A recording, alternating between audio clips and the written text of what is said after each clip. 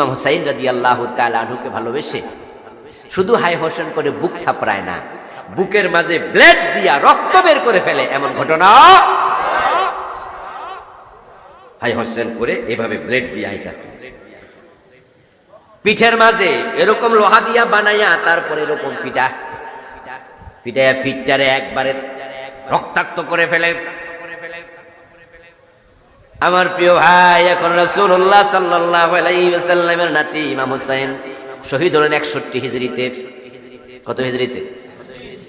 কারবালার মাঠে রাসূলের সর্বশেষ সাহাবী আবু তুফাইল রাদিয়াল্লাহু তাআলা আনহু মারা গেলেন 101 হিজরিতে। 61 থেকে 101 যদি হয় তাহলে ইমাম হুসাইন শহীদ হওয়ার পরেও সাহাবারা জীবিত ছিলেন 40 বছর। কয় বছর? ইমাম হুসাইন যখন শহীদ হয় আব্দুল্লাহ ইবনে আব্বাস জীবিত, আব্দুল্লাহ ইবনে মাসউদ জীবিত, আব্দুল্লাহ ইবনে আমর ইবনুল আস জীবিত, আরো অনেক সাহাবী জীবিত, হযরত আনাস জীবিত, আরো কত সাহাবী জীবিত। ইমাম হুসাইন যে বছর মারা গেল পরের বছর 62 হিজরিতে মুহররমের 10 তারিখ আসে নাই, ও সাহাবারা রাস্তায় নাম ছিল হাই হোসেন। ইমাম হুসাইনের প্রতি সাহাবাদের ভালোবাসা ছিল আমাদের চেয়ে কম না বেশি? কিন্তু তারা তো হাই হোসেন বলে রাস্তায় নামে নাই। 40 বছর পর্যন্ত সাহাবারা জীবিত ছিলেন। রাসূলুল্লাহ সাল্লাল্লাহু আলাইহি ওয়াসাল্লাম ইন্তেকাল করলেন 11 হিজরিতে। সর্বশেষ সাহাবী আবু তুফাইল মারা গেল 101 হিজরিতে। এখন রাসূলুল্লাহর ইন্তেকালের পরে সাহাবারা জীবিত ছিলেন 90 বছর। কয় বছর? ঈদে মিলাদুন নবী পালন করছে কয়বার?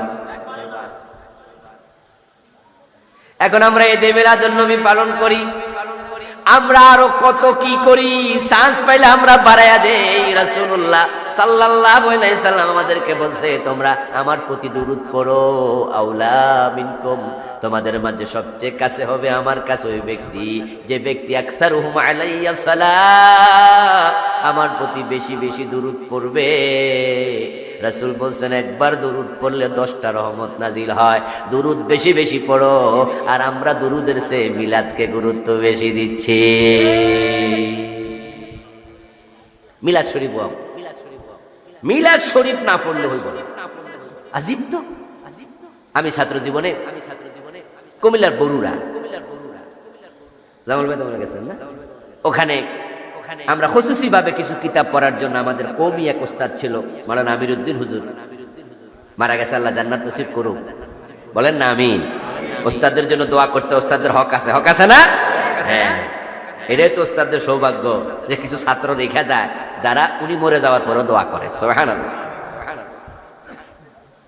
হাটহাজারী মাদ্রাসার মুফতি ফয়জুল্লাহ রাহেমাহুল্লাহর একবারে ঘনিষ্ঠ ছাত্র ছিল আমিরউদ্দিন হুজুর রাহেমাহুল্লাহ। ওখানে আমরা পড়তে যেতাম। একদিন জুমার নামাজ হলো, জুমার নামাজ ইমামতি করলো আমাদের এক ক্লাসমেট ফয়জুল্লাহ ভাই। উনি ওখানে পড়তো হুজুরের কাছে। ইমামতি করার পরে জুমার নামাজ শেষ হলো। শেষ হওয়ার পরে এক ভদ্রলোক বলল যে হুজুর একটু মিলাদ শরীফ পড়েন। তা আমাদের ক্লাসমেট ফয়জুল্লাহ ভাই উনি বসে জুমার নামাজ শেষ করে আল্লাহুম্মা সাল্লি আলা মুহাম্মাদ ওয়া আলা আলি মুহাম্মাদ কামা সাল্লাইতা, বুঝেন নাই, দুরূদ ইব্রাহিম অনেকক্ষণ পড়লো। পরে এবার উনি মুনাজাত ধরবেন। এমন সময় লোক বলতেছে হুজুর মিলাদ পড়বেন না? তো উনি কইতাছে পড়ছি তো। কয় না হইল না তো হুজুর, আমি কিন্তু টাকা আনছি, টাকাও দিব। মানে উনারা বুঝাচ্ছে যে হাদিয়া তো পাও আনছি, তো আপনি যে অর্ধেকটা শেষ করে দিলেন বাকিটা কই? আমার বন্ধু দুরূদ শরীফ পড়লে এতবার তারপরও নাকি মিলাদ হয় নাই, আরো কিছু লাগবে। অথচ আপনার জন্য আমার জন্য রাসূলুল্লাহ সাল্লাল্লাহু আলাইহি ওয়াসাল্লাম হলেন লাকাদ কানা লাকুম ফি রাসূলিল্লাহি উসওয়াতুন হাসানাহ। উনি মডেল, সর্বোত্তম আদর্শ। উনি সাহাবায়ে কেরামকে নিয়ে আমরা যেমন মিলাদের আয়োজন করি, তিনি একদিন আয়োজন করেছেন, কোনো দলিল নেই।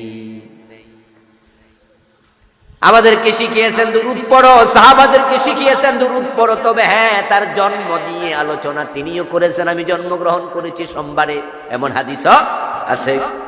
আমার জন্মের সময় এই ঘটনা ঘটেছিল। তাই রাসূলুল্লাহ জন্ম নিয়ে যদি আলোচনা করে তাহলে এটার নামে মিলাদ। মিলাদ শব্দের অর্থ হলো জন্মগ্রহণ করা। ইসলাম আপনাকে বুঝে নিতে হবে রাসূল থেকে। জান্নাতের পথে দৌড়াও, জান্নাত পাইলে তুমি সফল। এখন আমরা সফলতা খুঁজতেছি কোথায়? কেউ টাকায়, কেউ ক্ষমতায়, কেউ সফলতা খুঁজতেছি আমরা বংশমর্যাদায়, কেউ সফলতা খুঁজতেছি এখানে, কেউ ওখানে। এই জন্য হযরত ওমর বলেছেন, শোনো দুনিয়ার মানুষ, মানে তাজ্জা বিমাকানিহি ফালিয়ানজুর ইলা ফিরআউন ওয়া মানে তাজ্জা বিমালিহি ফালিয়ানজুর ইলা কারুন ওয়া মানে তাজ্জা বিনাসাবিহি ফালিয়ানজুর ইলা আবি লাহাব ইন্নামাল ইজ্জাতু বিত্তাকওয়া। সুবহানাল্লাহ পড়েন। হযরত ওমর বলে, তোমরা যারা এমপি হইয়া, মন্ত্রী হইয়া, চেয়ারম্যান মেম্বার হইয়া মনে মনে ভাবো আমি ইজ্জতওয়ালা, আমি সফল। ওমর বলেন, আমি অদ্য দুনিয়ার সম্রাট ওমর বলতেছি, শোনো, ক্ষমতা পাইলে যদি সফল হতো ফেরাউন হতো সফল মানুষ। ফেরাউনের হাতে ক্ষমতা ছিল? কোন দেশের প্রেসিডেন্ট ছিল? মিশরের প্রেসিডেন্ট ছিল। নমরুদ অদ্য দুনিয়ার প্রেসিডেন্ট ছিল, তামাম দুনিয়ার প্রেসিডেন্ট ছিল নমরুদ। তামাম পৃথিবী সূর্য যতটুকু থাকে, পৃষ্ঠ থেকে পাশ্চাত্য, উত্তর থেকে দক্ষিণ, পৃথিবীর পুরাটার প্রেসিডেন্ট ছিল 4 জন। তামাম দুনিয়া শাসন করেছে কয়জন মানুষ? 2 জন মুসলমান, 2 জন কাফের। মুসলিম 2 জন, সুলাইমান আলাইহিস সালাম এবং যুলকারনাইন। কাফের 2 জন, বখতে-নসর এবং নমরুদ। তামাম পৃথিবী শাসন করেছে। কিন্তু বলুন তো, নমরুদ সফল না ব্যর্থ? ফেরাউন মিশরের প্রেসিডেন্ট ছিল, সফল না ব্যর্থ? ক্ষমতা থাকলে সফল হওয়া যায়। ফেরাউনের লাশ এখনো আছে মিশরে। আমি গিয়েছিলাম জাদুঘরে, দেখে আসছি। কায়রো জাদুঘরে আছে। আগে নাকি পিরামিডের ভিতরে ছিল। শোটান শুয়ে আছে, একটা কাচের গ্লাস বক্স বন্দির ভিতরে ফেরাউন শুয়ে আছে। ফেরাউনের লাশ যদি মিশরের জাদুঘরের সামনে খোলা মাঠে রাখতো, পাবলিক স্যান্ডেল দিয়া পিটাইতো, থুতু মারত। টাকা আছে, পয়সা আছে, আপনার ছেলে 5 লাখ টাকা মাসে বেতন পায়, এমন চাকরিওয়ালা বাংলাদেশে আছে কিনা? গার্মেন্টস সেক্টরে 5 লাখ, 7 লাখ, 10 লাখ টাকা মাসে বেতন পায়, এমন চাকরিও আছে। সরকারি চাকরিতে নাই। সরকারি একজোরে যারা সবচেয়ে বড় চাকরি করে তারা হলো সচিব। ওদের বেতন বাংলাদেশে বর্তমানে 1 লাখ টাকার কম বেশি। এই জন্য তো চুরি করে গোষ্ঠ খায়। কারণ হেরা যখন দেখে যে আমি সবচেয়ে বড় চাকরি কইরা সচিব হইয়া, যে আমার সিগনেচারে যারা গার্মেন্টস খোলে, কথা বুঝেন, আমার সিগনেচারে গার্মেন্টস খোলা হয়, গার্মেন্টসের আমদানি হয়, রপ্তানি হয়, ওরা বেতন পায় 13 লাখ 15 লাখ, আর আমি সিগনেচার দই না, আমার বেতন 1 লাখ। হইব না তো। এই জন্য এহেন তো খায়, এহেন তো খায়, ডাইনেও খায়, বামেও খায়, 4 দিক থেকে খায়। এই জন্য যোগ্য লোকদেরকে যোগ্য সম্মানী দেওয়া উচিত, ঠিক কিনা? ঘুষ খাওয়া কমে যাবে, এটা করা উচিত। আমাদের ট্রাফিক পুলিশরা ঘুষ খায়, মানুষ বদনামি করে। একজন ট্রাফিক যদি রিক্সাওয়ালা থেকে 5 টাকা নেয়, ট্রাকওয়ালা থেকে 20 টাকা নেয়, সিএনজি থেকে 10 টাকা নেয়, চান্স পাইলে দেখবেন যে মোসাফা করতেছে না? ট্রাকের ড্রাইভারের সাথে ট্রাফিক কি করে? দৌড় মাইরা মোসাফা করতে। মোসাফার ভিতরে কি আছে? 20 টাকার নোট আছে, 30 টাকার নোট আছে। এখন এইটা যদি কোনো সাংবাদিকের চোখে পড়ে, অথবা গাড়ি থেকে বৈশা ফলাবান মোবাইলে এখন ছবি করে দেয়, কইরা এবার মোসাফার ছবি দিয়া দেয়, দিয়া কয় দেখো ট্রাফিক ঘুষ খায়। আমি বলি, দোস্ত, সে ঘুষ খায় এই কথা নিশ্চয়ই সত্য এবং ঘৃণিত, কিন্তু সে যে 12টা ঘন্টা রোদে দাঁড়ায় থাকে। চৈত্র মাসের দুপুরে 12 ঘন্টা রোদে দাঁড়ায় থাকে।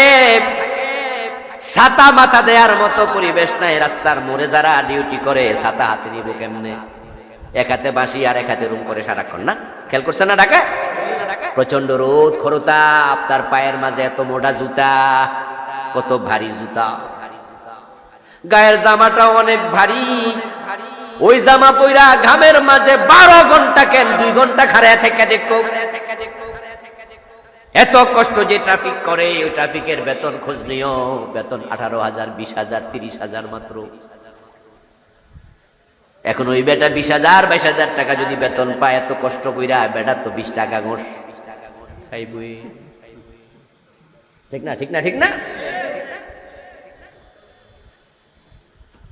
আমরা ত্রিপল লাইনে ফোন দিলে পুলিশ আসে না, পুলিশের নাম্বার নেই, ডাকাতি হচ্ছে অমুক জায়গায় ঝামেলা হচ্ছে। আপনি থানা থেকে নাম্বার নিয়ে ওসি সাহেবকে ফোন দিলেন, একবারে আপনাদের মহিষাল থেকে যাইয়া 10 কিলোমিটার ভিতরে অনেক দূরে বাড়িতে ডাকাতি। এখন থানায় ফোন দিলে পুলিশ আসে না, আপনারা পরের দিন বিচার মিলাইয়া দেন, খবরের সংবাদে দিয়া দেন, পুলিশ ডাকছি আসে না। এখন প্রশ্ন হলো, পুলিশ যা আপনার বাড়ি পর্যন্ত 20 মাইল যাবে, ওই তেলের পয়সাটা দিব কে? অনেক জায়গায় শোনা যায় এজন্য আলাদা কোনো বাজেট নেই। তখন এবার আপনার বাড়িতে পুলিশ গেলে ও বেটা রাখলে কয় গাড়ি ভাড়া দেন, তেলের পয়সা দেন, এইভাবে সেভাবে টাকা চায়, আবার এরা দোষ দিয়া দেন। এখন বাজেট কেন থাকবে না? এত জীবনের ঝুঁকি নিয়া যে পুলিশ ভাইয়েরা এত কষ্ট করে 24 ঘন্টা ডিউটি, ওদের ডিউটিতে কি নাই কোনো অবসর টাইম নাই, যখন ডাকবে তখন লাভবাইক দেয়া লাগবে। শুয়ে থাকবেন, শোয়ার মাঝে ওসি বলবে দৌড় মারো, প্রস্রাবখানা থাকলে প্রস্রাব অর্ধেক করে দৌড় মারা লাগে। ওদের বেতন হওয়া দরকার এমন পর্যায়ে, যে পর্যায়ে বেতন দিলে ঘুষ খাওয়ার প্রয়োজন হবে না। আমার বন্ধুরা, আমার আলোচনা ছিল একদিকে, জাস্ট আমি বললাম যে যাকে যার সম্মান যোগ্য মর্যাদা তাকে তার সম্মানী দেয়া উচিত। আনজিলুন নাসা মানাজিলাহুম, ইসলাম যে কত সুন্দর। আল্লাহর হাবিব বলছেন আনজিলুন নাসা মানাজিলাহুম, যেই মানুষের পদমর্যাদা যাহা, কষ্ট যাহা, পরিশ্রম যাহা, তুমি তার আলোকে তাকে প্রাপ্য সম্মানটা দিয়ে দাও। আল্লাহর হাবিব সাল্লাল্লাহু আলাইহি ওয়াসাল্লাম থেকে দিন শিখবেন। এখন রাসূলুল্লাহ সাল্লাল্লাহু আলাইহি ওয়াসাল্লাম আমাদেরকে বললেন, হযরত ওমর যেটা বলতেছিলেন, দুনিয়ার সবচেয়ে সফল মানুষকে শোনো, ক্ষমতাওয়ালা নয়, ফেরাউন নয়, টাকাওয়ালা হলে সম্মানওয়ালা হয় না। হযরত ওমর বলেন, যদি টাকাওয়ালা হলে 5 লাখ টাকা মাসে বেতন পায়, এখান থেকে আমি গেছি ওইদিকে, 5 লাখ টাকা বেতন পায় আপনার ছেলে, কিন্তু আজকে কি ফজর পড়ছেনি? কয় ফলা তো নামাজ পড়ে না ঠিক কইরা, তাহলে 5 লাখ বেতন পেল, ওই ছেলেটা সফল না ব্যর্থ? আপনার ছেলে ডাক্তার, কয় GMBBS, নামাজ পড়েনি, মাঝে মাঝে ব্যর্থ। আপনার ছেলে ইঞ্জিনিয়ার, অনেক টাকা বেতন পায়, নামাজ পড়ে ঠিক করে না, ব্যর্থ। আর আপনার ছেলে মক্তবে পড়ায়, বেতন পায় মাসে 3,500, গ্রামের মক্তবের টিচার, কিন্তু 5 ওয়াক্ত নামাজ শুধু পড়ে না, ইমামতি করে পড়ায়, প্রতি ওয়াক্তে দোয়া করে রাব্বির হামহুমা কামা রাব্বায়ানি সগীরা। যে জান্নাতের পথে আছে, প্রকৃত অর্থে সেই সফলতার রাস্তায় আছে। ও প্রিয় ভাইয়েরা, হযরত ওমর এবার বলছে, যারা টাকাওয়ালা হলে সফল হবে, মনে করো কারুনের দিকে তাকাও। কারুন তো কোটি কোটি টাকার মালিক ছিল। আপনাদের কাছে এবার জবাব চাই, কারুন সফল না ব্যর্থ? টাকা না ছিল, টাকা না ছিল। এরপরে অনেকে আছে চৌধুরী বংশে জন্ম নিলে, ভুইয়া বংশে জন্ম নিলে আলাদা একটা বাপ দেখায়, আমি অমুক চৌধুরী। আছেন এমন? ওরে বাবা রে বাবা, ঢাকার পুরান ঢাকা তো যারা নবাব বংশ, তারা এখনো ভিক্ষা করলো বাপ দেখা, আমি নবাব। হযরত ওমর বলছেন, শোনো, তোমরা যারা বংশ নিয়ে গর্ব করো, তোমরা আবু লাহাবের দিকে তাকাও। আবু লাহাব কুরাইশ বংশের লোক, রাসূলুল্লাহর আপন চাচা, কিন্তু জান্নাতে না জাহান্নামে। ইন্নামাল ইজ্জাতু বিত্তাকওয়া, সেই তো সফল যার তাকওয়া আছে, তাকওয়া আছে, তাকওয়া আছে। সুবহানাল্লাহ পড়েন। তিলকাল জান্নাতুল্লাতী নুরিসু মিন ইবাদিনা মান কানা তাকিয়া। আমার আল্লাহ বলেন, আমি আমার মুত্তাকি বান্দার জন্য জান্নাত বানায়া রাখছি। এখন সে জান্নাত পেতে হলে 2টা কাজ করতে হবে। ইন্নাল্লাযীনা আমানু ওয়া আমিলুস সালিহাত, 1 নাম্বার হলো ঈমান, 2 নাম্বার হচ্ছে নেক আমল। কয়টা কাজ? একটু কথা বলুন প্লিজ, কয়টা কাজ? 1 নাম্বারটা কি? ঈমান আনা। বলুন কি? 2 নাম্বারটা কি? নেক আমল করা। ঈমান লাগবে, ঈমান যেন কোনোভাবে হারিয়ে না যায়, মরা পর্যন্ত ঈমান ধরে রাখতেই হবে। এই পৃথিবীতে ইমানের মতো দামি কোনো নেয়ামত আর নাই। মনে মনে ভাবছেন আমরা তো সবাই এটা রাখছি, কিন্তু দোস্ত কিয়ামত আগাচ্ছে, তাই টেনশনটা একটু বেড়ে যাচ্ছে। রাসূলুল্লাহ সাল্লাল্লাহু আলাইহি ওয়াসাল্লাম বলেন, তাকুনু বাইনা সাআতি ফিতানুন কাকিতাইল লাইলিল মুসলিম। কিয়ামত যখন আগাবে, অন্ধকার রাতে সূর্য ডোবার পরে যেমন আস্তে আস্তে করে চারিদিক থেকে আধার ধেয়ে আসে, কিয়ামতের আগে দুনিয়ার চারিদিক থেকে ফিতনা দিয়ে আসবে। ওই ফিতনার জামানায় ইউসবিহুর রাজুলু মুমিনান ফায়ুমসি কাফিরা। মানুষগুলো সকাল বেলায় মুমিন থাকবে, সন্ধ্যা বেলায় কাফের হয়ে যাবে।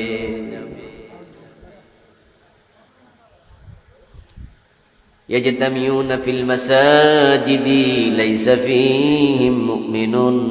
অবস্থা এমন খারাপ হয়ে যাবে, মানুষ জামাতের সাথে নামাজ পড়বে মসজিদে, ইমাম মুয়াজ্জিন মুসল্লি একটারও ঈমান থাকবে না। ঈমানটাই চলে যাবে, ঈমানটাই চলে যাবে, ঈমানটাই চলে যাবে। নতুন নতুন ফিতনা আসতেছে।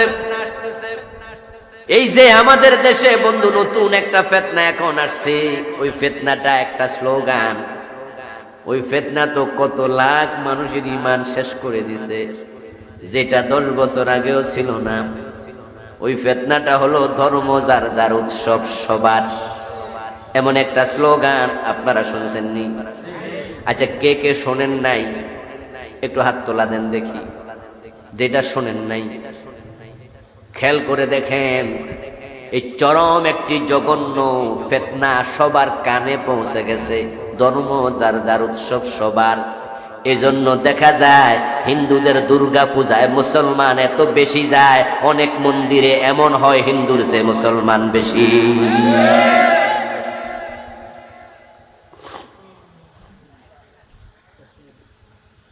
ও মুসলমান, এই স্লোগান আল্লাহর কোরআনের পুরা উল্টা। হিন্দুরা তাদের পূজা করবে, আমরা বাধা দেব না। হিন্দুদের এই দেশে অধিকার আছে না নাই? ঠিক ভারতেও মুসলমানের অধিকার আছে না নাই? ভারতের মুসলমান যেমন ভারতে অধিকার আছে নামাজ পড়বে, মসজিদ বানাবে, আজান দেবে, কারণ তারা ভারতের নাগরিক, ঠিক না? সেখানে 25 কোটির উপরে মুসলমান আছে। ঠিক বাংলাদেশও হিন্দুরা মন্দির বানাবে, তারাও পূজা করবে, তারাও শঙ্খধ্বনি দেবে, তারাও উলু দেবে, তারাও তাদের মন্দিরে মূর্তি পূজা করবে। আমরা বাধা দেব না, এটা তাদেরও দেশ, ঠিক না? বাংলাদেশ আমাদের যেমন অধিকার, সকল নাগরিকের সমান অধিকার। বৌদ্ধ আছে, ইহুদি আছে, খ্রিস্টান আছে, তারা থাকবে, কোনো কথা নেই, এ বিষয়ে আমাদের কোনো দ্বিমত। কিন্তু আপনারা যে স্লোগান বানায়া দিলেন, ঝামেলা তো সেখানে। এটা নতুন ফিতনা, কিয়ামতের আগে ফিতনা আসবে। অন্ধকার রাতের মতো ভবিষ্যৎবাণী করেছেন স্বয়ং নবী মুহাম্মদুর রাসূলুল্লাহ সাল্লাল্লাহু আলাইহি ওয়াসাল্লাম নিজে।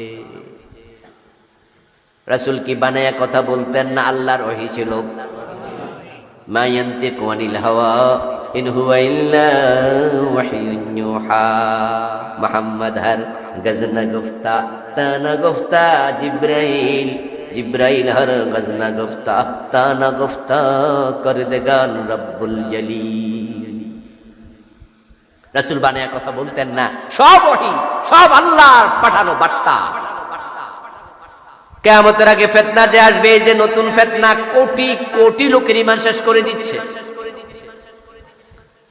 আমি থাকি পারঙ্গেট, ওখানে সংসদ ভবনের কোনায় এখানে আছে খামার বাড়ি।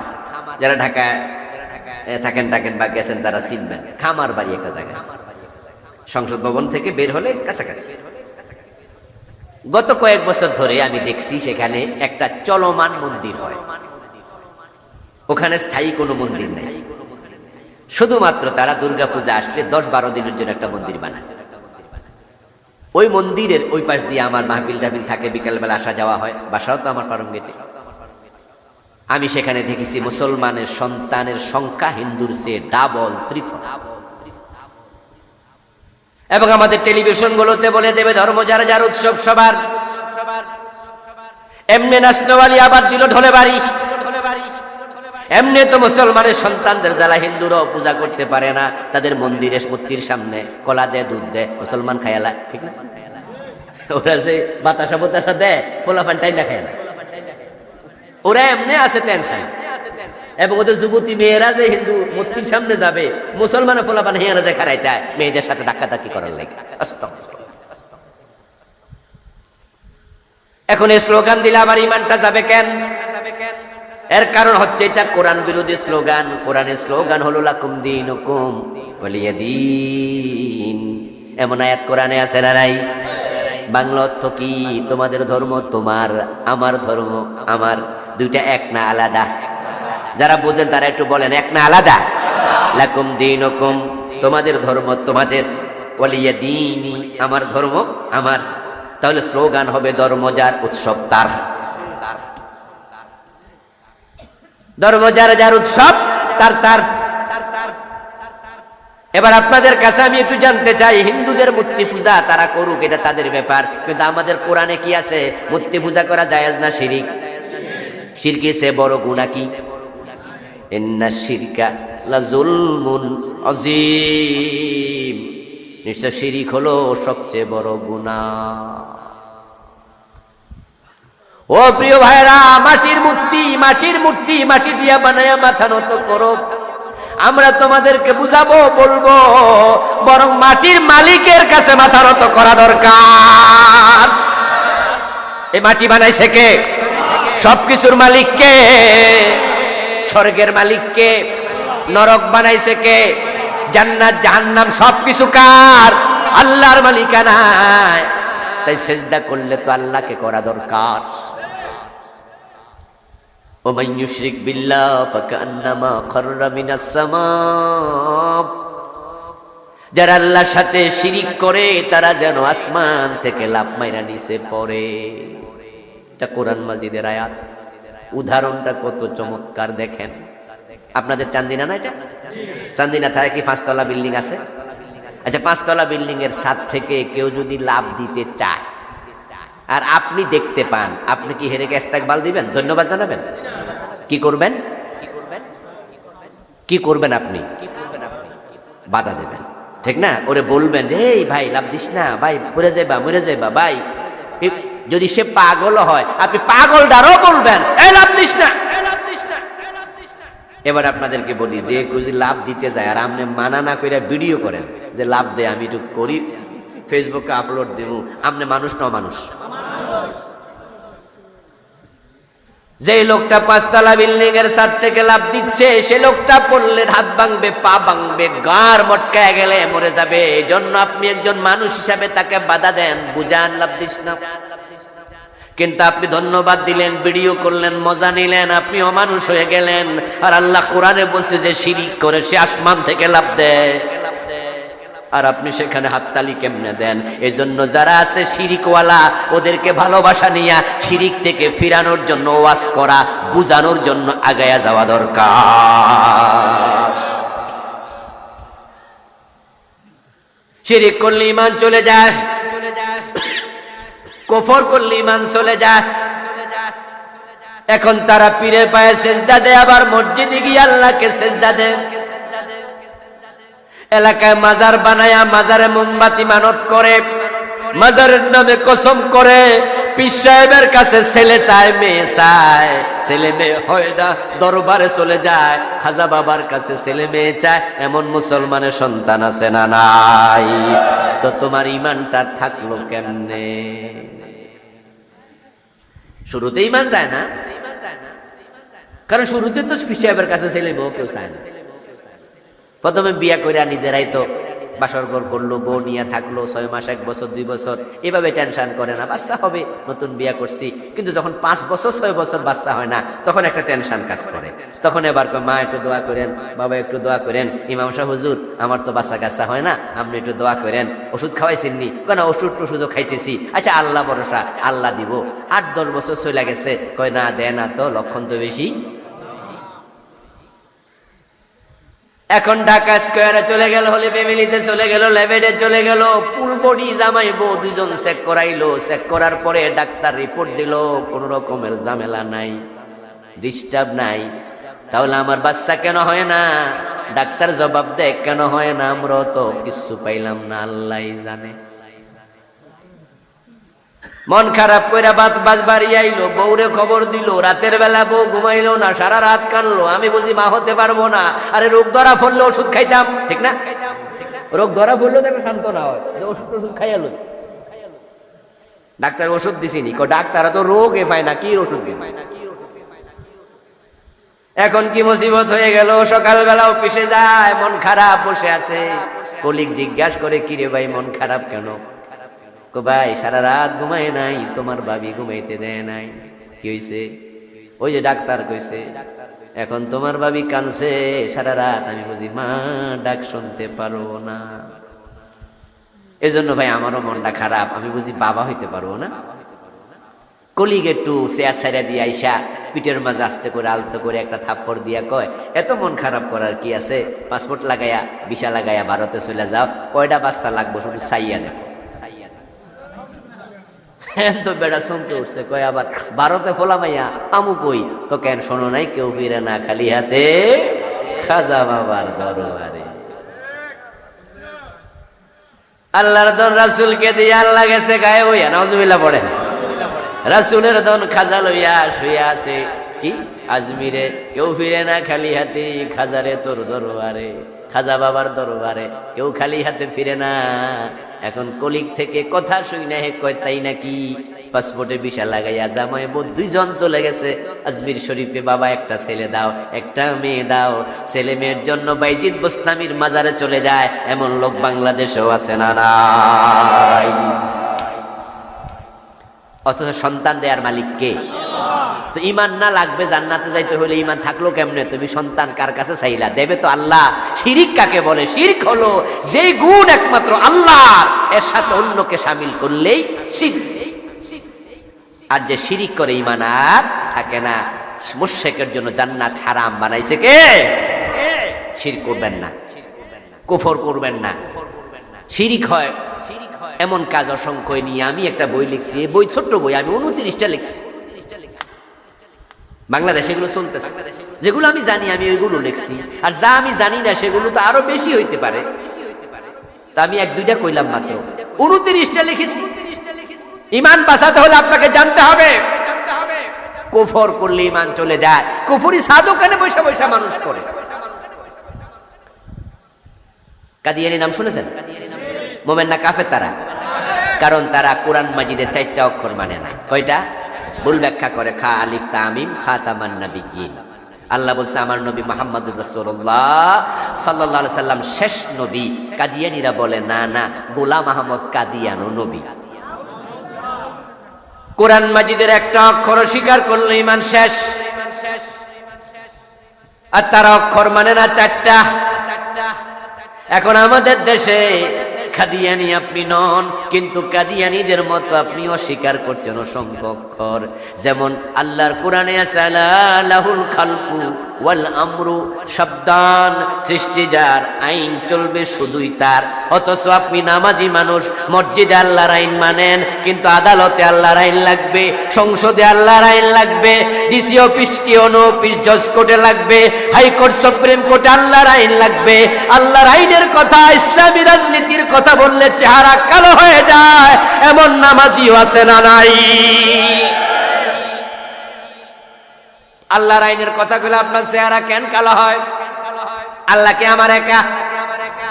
আল্লাহ কি শুধু হুজুরের? চা দোকানে বসে দোস্ত দোস্তরে কয়, সামনে নির্বাচন আসছে, কোন দলে ভোট দিবি? এখন ওই দোস্ত কয় আমি আল্লাহর আইনের লগে আছি। কত তুই বেশি বেশি করস, সব জায়গায় তো আল্লাহর আইন খোঁজস কেন?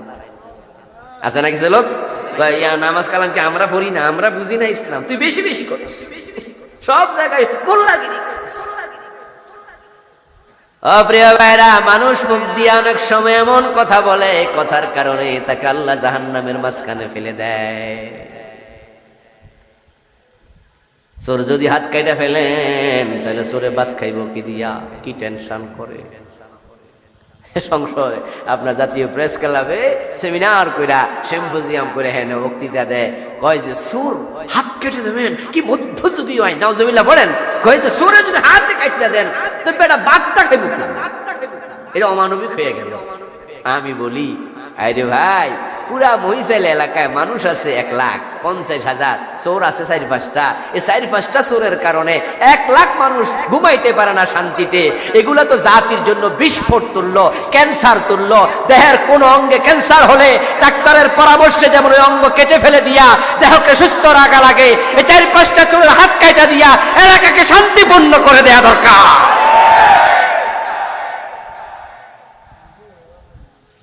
ইসলাম কত সুন্দর। এখন ওনারা টেনশন করে, না বেটা ভাত খাইব কি দিয়ে? তা আমি বলি হায় রে আল্লাহ, হাত কাটবো কার আর টেনশন করে কেন?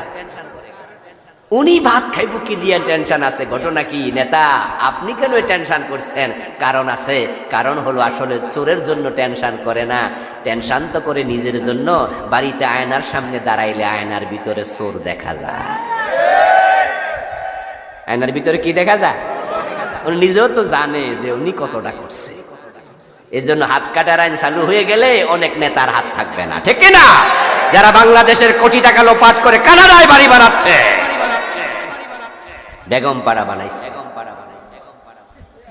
আমেরিকাতে কোটি কোটি ডলারের বাড়ি কিনেছে। আমরা ইতিমধ্যে কিছু টের পাইছি, শুনেছি কিছু নাকি ব্লক হইয়া গেছে, আরো হবে। ইসলাম যদি আসে তাহলে উঁচু নিচু থাকবে না।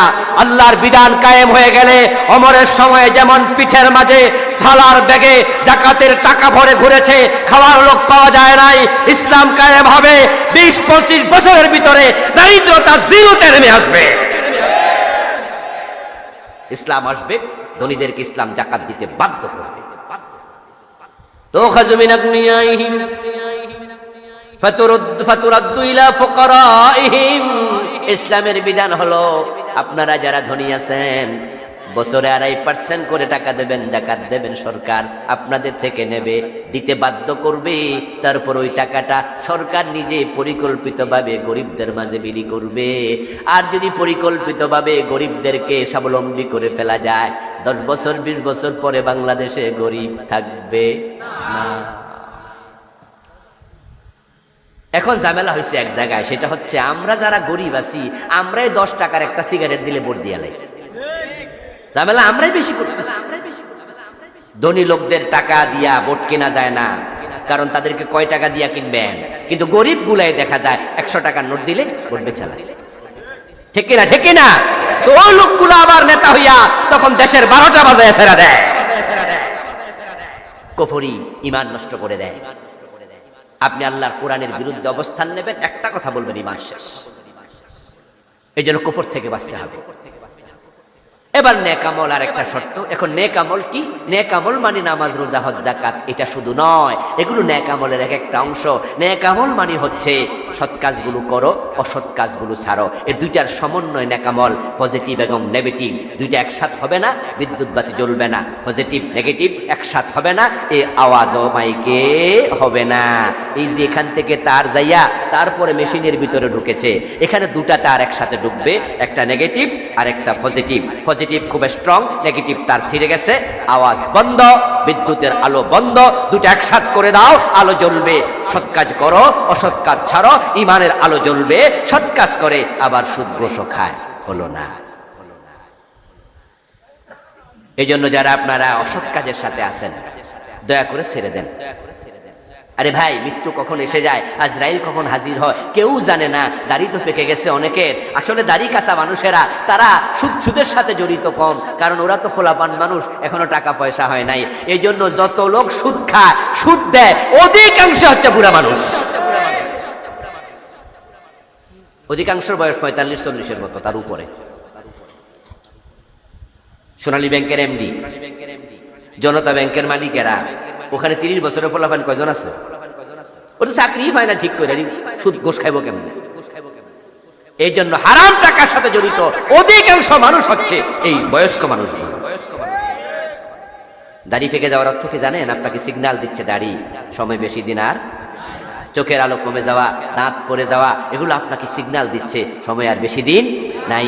এখন তো স্ট্রোকের মৃত্যু বেড়ে গেছে, হঠাৎ করে মানুষ মরে যায়, খবর পাবেন যে হঠাৎ করে আপনার পাশের বাড়ির একজন চলে গেছে, তাও বা পড়া, কালেমা পড়ার সময়টাও পাওয়া যায় না।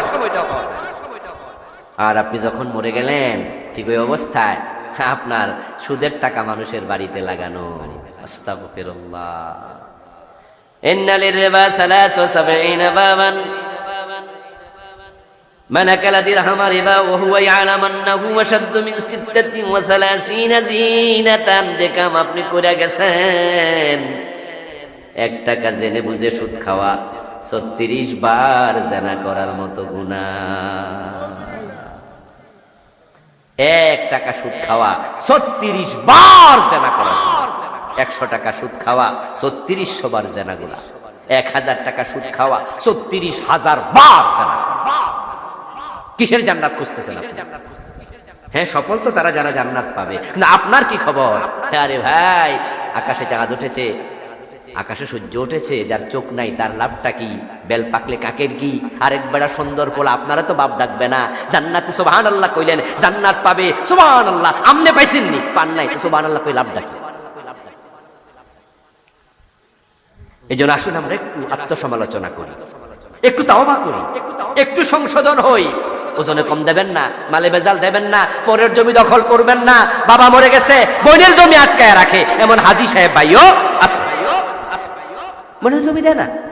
এই চেয়ারম্যান সারারা কত বিচার করছে এগুলা নিয়ে, এখনো বিচার করতেছে। ওই ফুফুর জমিটা পর্যন্ত আটকায় রাখে। 1 বিঘা জমি জুলুম করে দখল করবা, মানা খাজা শিবরাম মিনাল আরদ জুলমা ফাইন্নাহু তাবকুহু ইয়াউমাল কিয়ামাতি মিন 7 আরদিন। আল্লাহ কিয়ামতের দিন 7 গুণ বড় করে ঘাড়ে ঝুলাইয়া দেবে। এজন্য আমি মাঝে মাঝে পরামর্শ দিই, কারণ পরামর্শ দিলে ভালো। এজন্য পরামর্শ আপনাদেরকে দিচ্ছি, সেটা হচ্ছে যারা পরের জমি দখল করেন তারা একটু দুধ রোজ করে খাবেন। প্রতিদিন আধা কেজি 1 কেজি করে খাইয়া বল করবেন, না হয়তো এত জমি লইয়া আটবেন কেমনে? 7 গুণ বড় হবে। ভাবতে পারেন কত বড় হবে? কারণ জমি তো শুধু এদিকে 7 গুণ না, নিচের দিকেও 7 গুণ লম্বা হবে।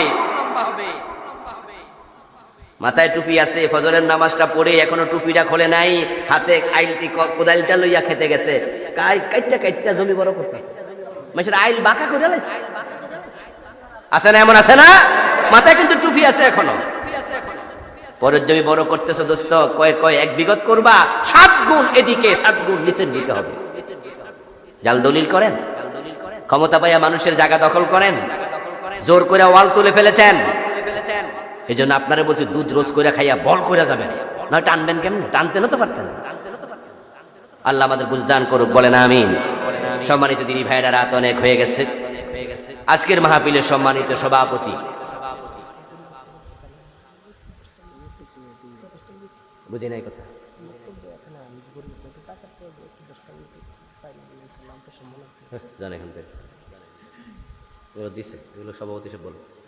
আজকের মাহফিলের সম্মানিত সভাপতি পীর সাহেব জোনপুরের আলা হযরত, উনি আজকে আসতে পারবেন না। উনি সালাম জানিয়েছেন, দোয়া চেয়েছেন, আমরা দোয়া করি। তার পরিবারের অসুস্থতা আছে, উনার ভাইয়ের স্ত্রী সম্ভবত, আল্লাহ তাকে সুস্থ করুক, বলেন আমিন। সম্মানিত দিনী ভাইয়েরা, আমরা দোয়া করে একসাথে কিছুক্ষণ পরে বিদায় নেব। আমার লিখা বিভিন্ন বিষয়ে শিরক, কুফর, ঈমান, পরিবার, সালাত, মেরাজ সব মিলিয়ে 6টা বই আছে দাইবা সাহেবের কাছে। যারা নিতে চান ইনশাআল্লাহ উপকারী বই যাওয়ার সময় নিয়ে যাবেন।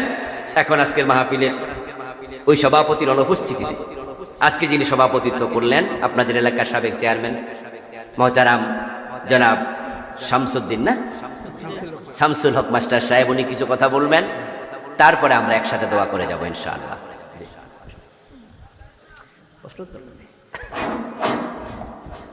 বিসমিল্লাহির রহমানির রহিম। বৈশাখ উত্তমপাড়া কারবারি ফুরকানিয়া মাদ্রাসায় আয়োজিত বার্ষিক মিলাদ মাহফিলের সম্মানিত সভাপতি, জৈনপুর নিবাসী আলহাজ আয়েদ আহমেদ আতিকি জৈনপুর সাহেব